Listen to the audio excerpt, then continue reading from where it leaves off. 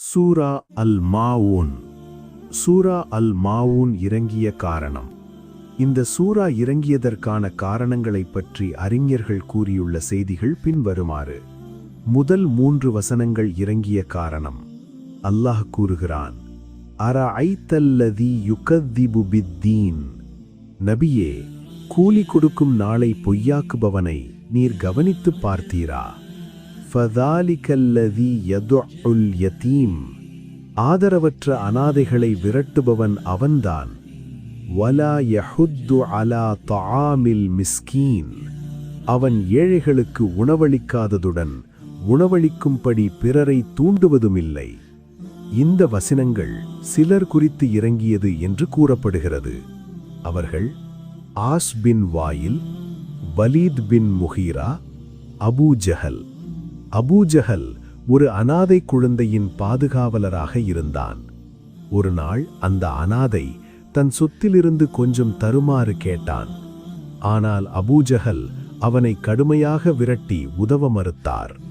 மேலும் இந்த வசனம் அபூ சுஃபியான் குறித்து இறங்கியதாகவும் கூறப்படுகிறது. அவர் ஒவ்வொரு வாரமும் ஒரு ஒட்டகத்தை அறுத்து உணவு செய்வார். ஒரு முறை ஒரு அனாதை அவரிடம் உணவு கேட்டபோது அவனை தடியால் அடித்து விரட்டினார். அப்போது அல்லாஹ் இந்த சூராவை இறக்கினான்.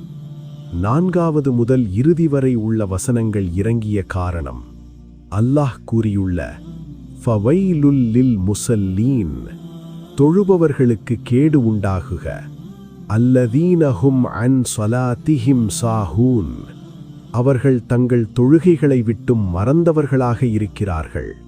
அல்லதீனஹும் யுராஊன். மேலும் அவர்கள் தொழுத போதிலும் மக்களுக்கு காண்பிக்கவே தொழுகிறார்கள். வயம்னஊனல் மாஊன். மேலும் ஊசி போன்ற அற்பப் பொருளையும் இரவல் கொடுக்காது தடுத்துக் கொள்கிறார்கள் என்ற வசனங்கள் முனாஃபிக்கள், அதாவது நயம்வஞ்சகர்கள் குறித்து இறங்கியது. அவர்கள் முஸ்லிம்களை பார்த்தால் அவர்களுடன் சேர்ந்து தொழுவார்கள். ஆனால் அது கண்காணிப்புக்காக, ரியா, அதாவது காட்டிக்காட்டலுக்காக மட்டுமே. முஸ்லிம்கள் இல்லாதபோது அவர்கள் தொழுகையை விட்டுவிடுவார்கள். மேலும் முஸ்லிம்கள் கடன் வாங்க கேட்கும் சாதாரண பொருட்களை கூட அவர்கள் மறுத்து விடுவார்கள். சுருக்கம். சூரத் அல் மாவூனின் ஆரம்ப வசனங்கள் குரைஷ் குலத்தைச் சேர்ந்த ஒரு முஷ்ரிக் குறித்து இறங்கின. அவன் ஒரு அனாதையை விரட்டி தள்ளியதன் காரணமாக இந்த வசனங்கள் இறங்கின.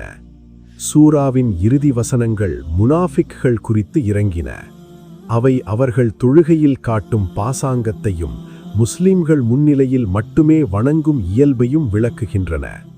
அதேபோல் சூராவின் தொடக்கத்தில் மறுமையை மறுக்கும் காஃபிர்களின் பண்புகள், மறுப்பு மற்றும் நன்றியின்மை பற்றியும் குறிப்பிடப்பட்டுள்ளது. இந்த சூரா சூரா அல் மாவூன் என்பதுடன் சூரா அத்தீன், சூரா அல் யதீம், சூரா அத் தக்தீப் மற்றும் சூரா அரஐத்த என்றும் அழைக்கப்படுகிறது. எல்லாம் வல்ல அல்லாஹ் நிஃபாக்கினும் நயம்வஞ்சகத்தனத்தை விட்டும் நம் அனைவரையும் பாதுகாப்பானாக.